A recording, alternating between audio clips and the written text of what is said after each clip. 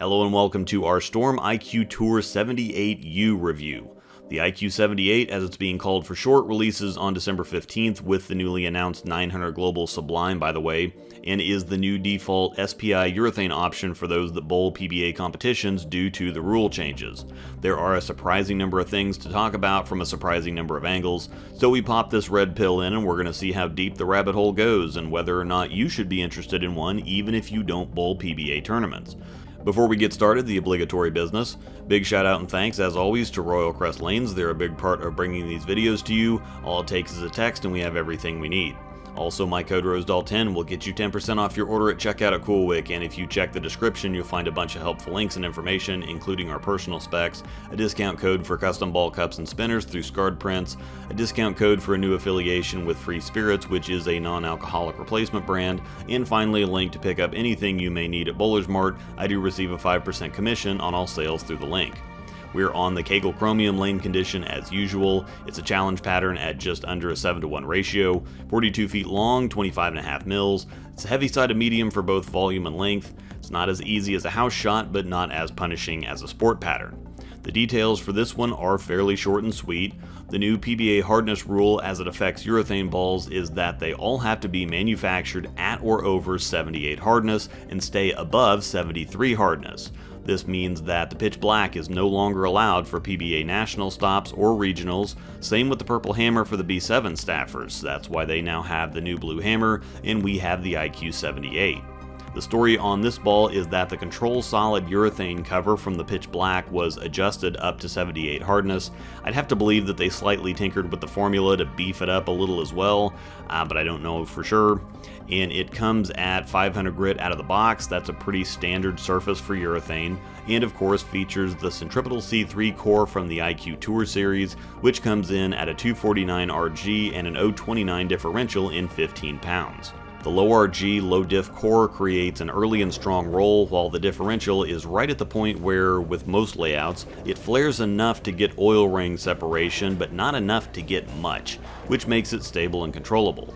This urethane cover is very akin to traditional urethane, meaning it gets traction early and is very low response, so it's extremely smooth and controllable.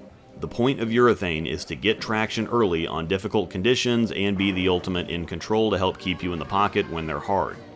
I'm going to bounce back and forth on explaining things and talking ball reaction, so bear with me, but to set it up for Angel first, she's always our control tester, so everything gets the same layout and starts at the same surface to establish a benchmark. We did indeed take it up to the React-A-Scuff finish so you can get an idea how different this ball is from other balls if you're newer to bowling, and for those of you who know what you're looking at, to give you an idea of the actual cover strength or traction, because everything under the sun is going to hook at 500 grit. Later, we do take the ball back down to 500 and move her around on the lane, plus I have a lengthy testing session to take a look at a few specific things, so stick around because this is going to be all over the place and you need to watch it all to understand the whole picture, plus this obviously looks really bad and this isn't how it stays.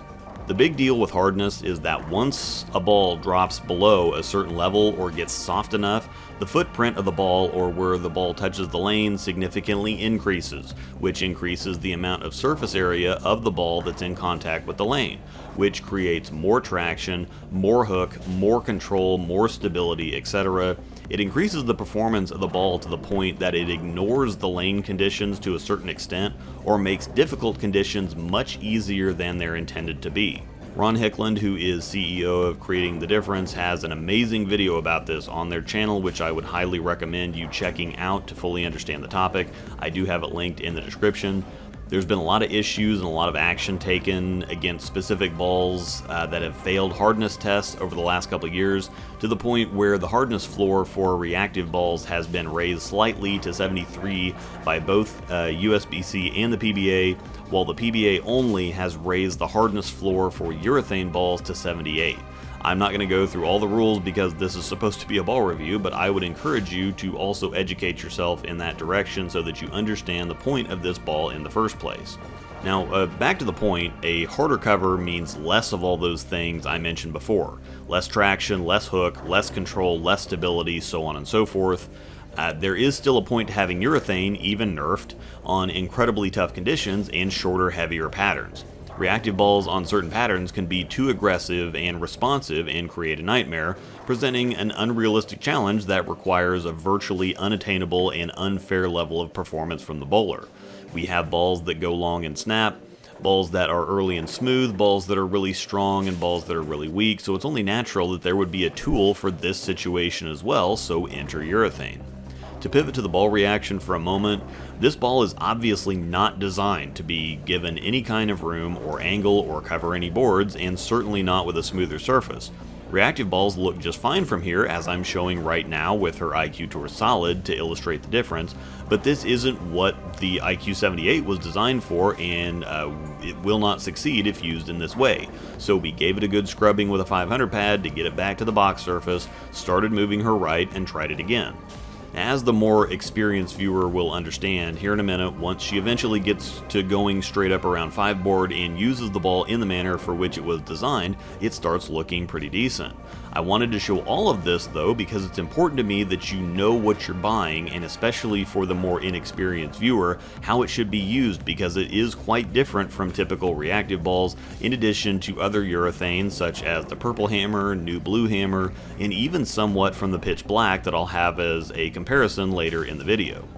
The next thing to point out is that, as you may have noticed, the IQ Tour Solid looked just fine. It sailed down the lane and popped firmly into the pocket. We filmed it after filming the IQ78 to hit the next talking point, which is that urethane does not cause carry down. Lack of flare does. A ball that flares, or that has separation between the oil rings on the ball, cannot cause carry down because it doesn't ever roll over the same oil tracks again, so how would it put the oil back on the lane even if it's urethane?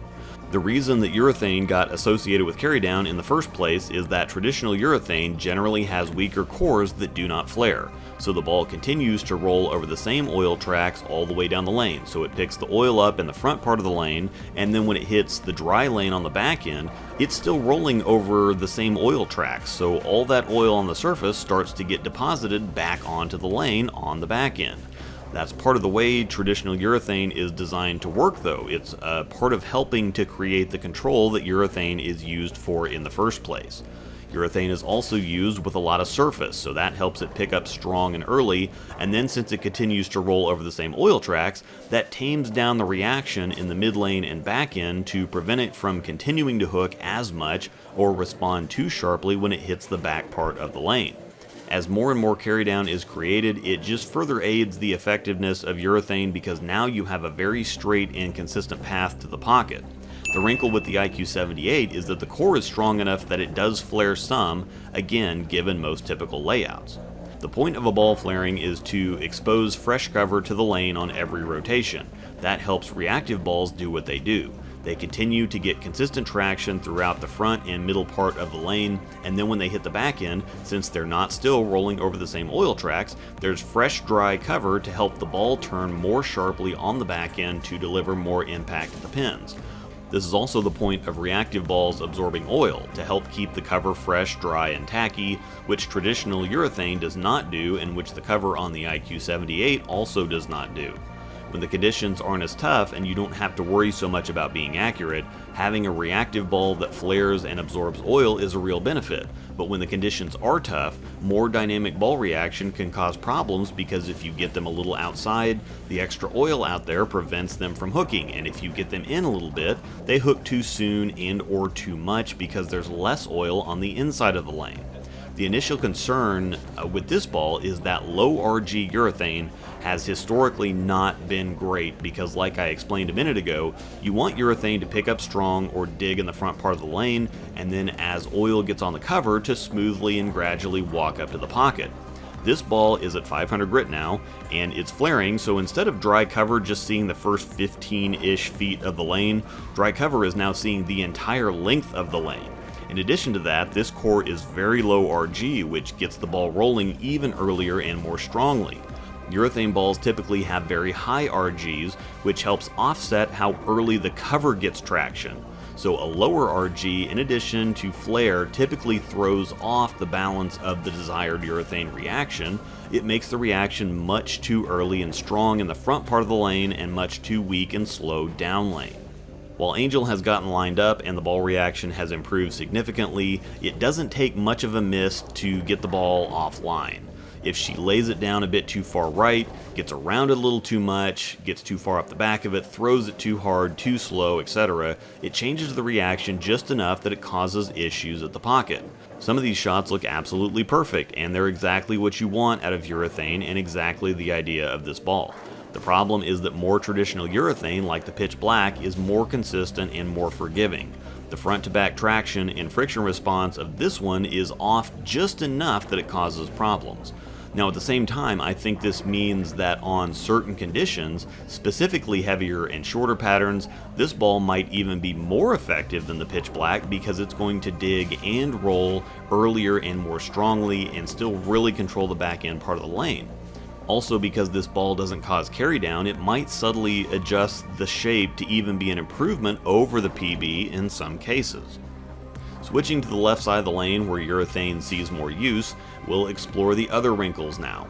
First of all, yes, I'm wearing a light blue and pink jersey with a pink undershirt and black and pink socks to film for a red bowling ball. My sincere apologies for the oversight, but it's not quite as much of a mistake as Sharon's pie. Thanks, Marie Callender. The first couple shots are for the memes. Every time out with a fresh, dry, chalky urethane cover, the first few dig in instantly and almost hook off the lane. If you do plan on using urethane at any point in a set, throwing some shots to get some oil on the cover during practice to settle it down is important. Again, traditional urethane doesn't absorb oil, so that's yet another part of creating desired urethane reaction.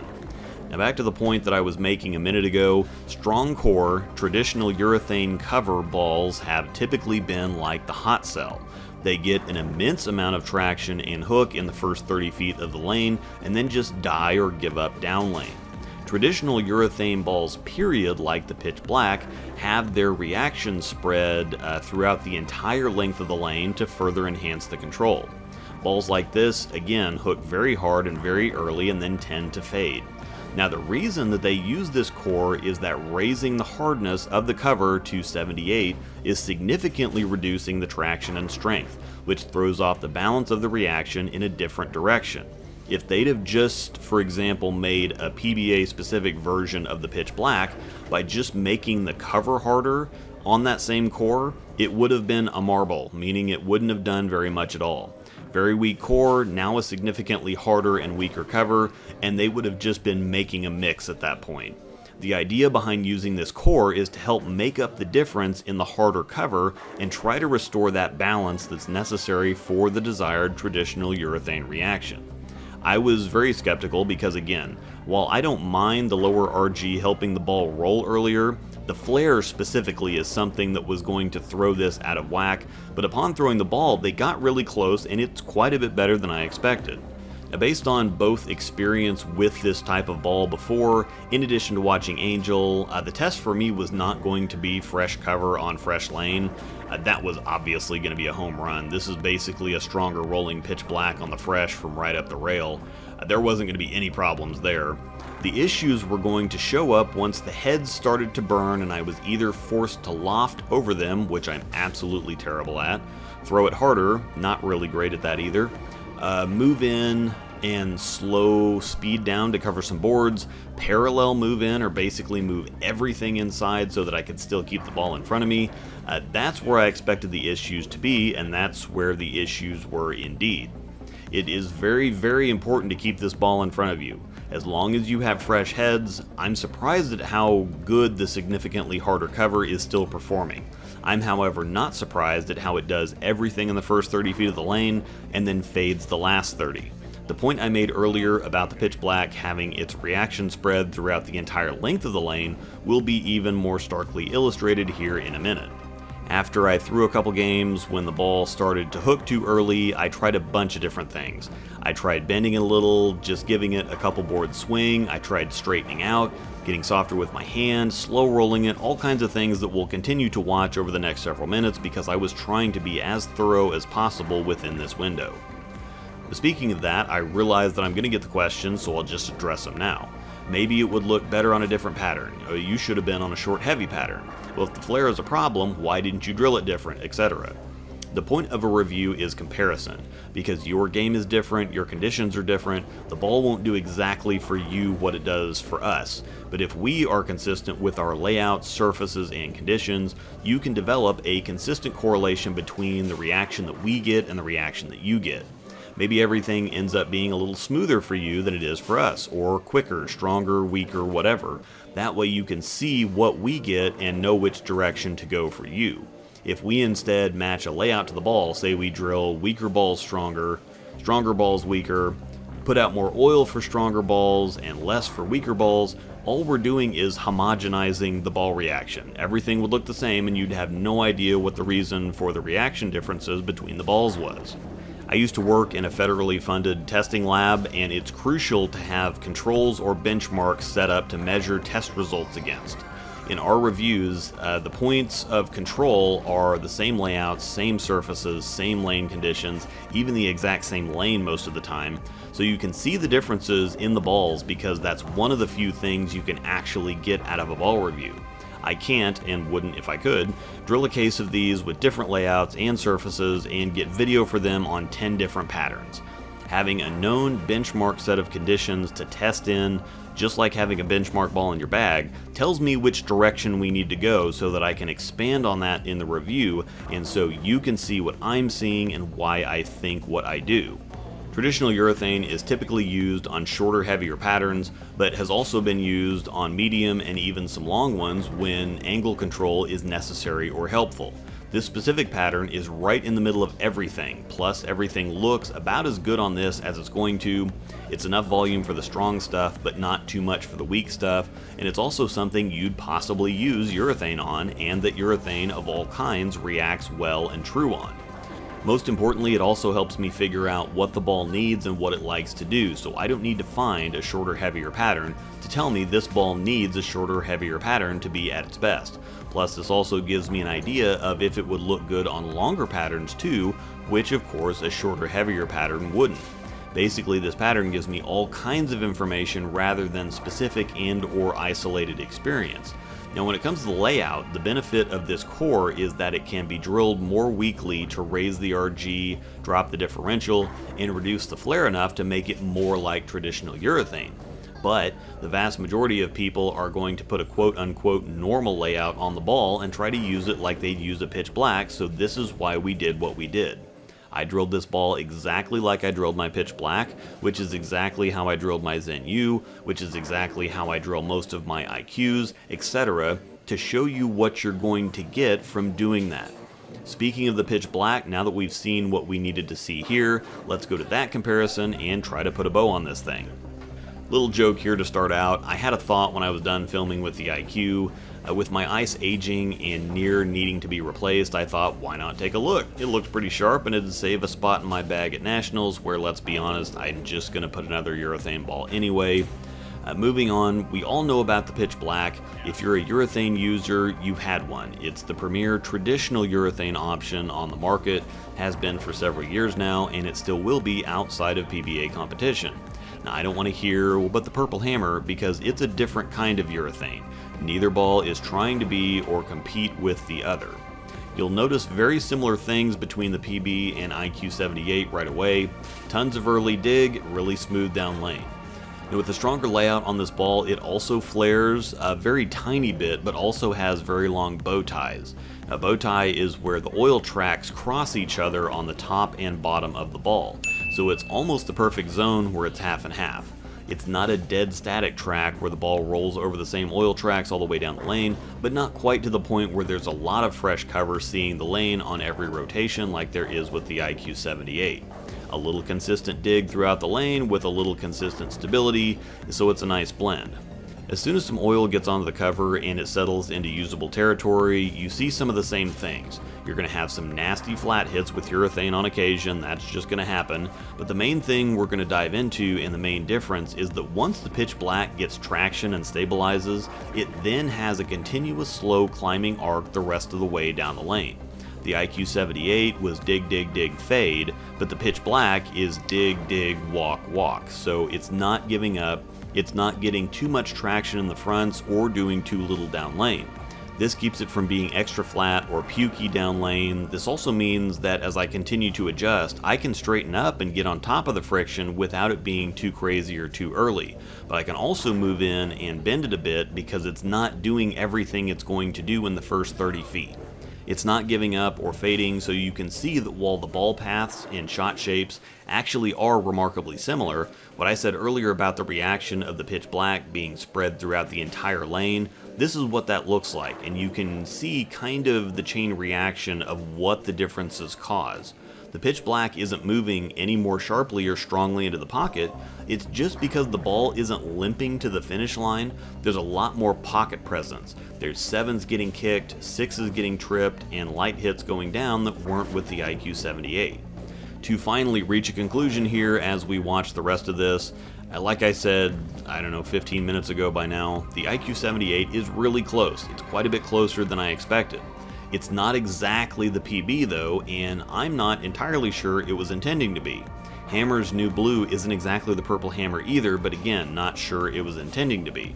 The IQ78 I think will actually be better than the pitch black in some situations, but the question is going to be tinkering with layouts and surface prep to try to get it to see the lane the right way front to back so that it'll in turn get through the pins the right way more often and more consistently. I think the way I'm seeing it right now, the pitch black is still the more versatile, more usable option that will be more effective in more situations, which of course isn't a shock. The PBA didn't give the companies much time at all to get anything developed.